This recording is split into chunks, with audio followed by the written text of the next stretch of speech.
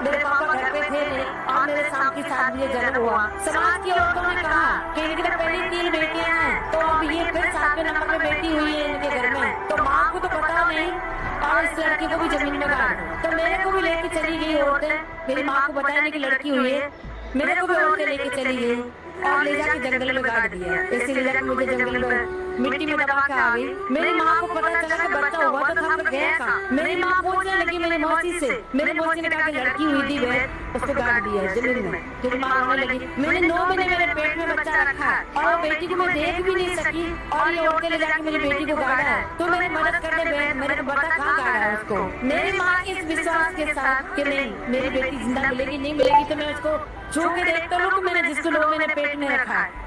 इस उम्मीद के साथ मेरी माँ चली गई जंगल में मेरी मौसी के साथ। मुझे जब खोद के निकाला तो मेरी सांसें चल रही और मैं मेरी माँ को जिंदा मिली। ऐसे करते करते मैं 7-8 साल की थी। उस घर में मैं डांस कर रही थी और रॉकेटपुर डिपार्टमेंट के लोगों की नजर पड़ी। उन्होंने मुझे स्टेज तक आने का मौका दिया। जो भी मुझे देखते ये कहते कि ये लड़की बहुत आगे जाएगी, बहुत आगे जाएगी, इसे भगवान ने वो करा दी। उस आगे आगे के चक्कर में मैं सब पैसा कर लिया।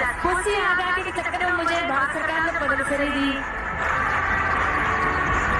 बेटा तो 5 साल कपड़े नहीं पहने तो चल जाए, लेकिन बेटी के लिए तो बहुत जरूरी था ये सब कुछ। उसी समाज में मेरा जन्म हुआ। शाम का टाइम था और मेरे पापा घर पे थे नहीं और मेरे शाम की 7 बजे जन्म हुआ। समाज की औरतों ने कहा कि इनकी तो पहले 3 बेटियां हैं, तो अब ये फिर 7वें नंबर पे बेटी हुई है इनके घर में, तो माँ को तो पता नहीं और इस लड़की को भी जमीन में गाड़ दो। तो मेरे को भी लेके चली गई औरतें, मेरी माँ को बताया नहीं कि लड़की हुई है, मेरे को भी औरतें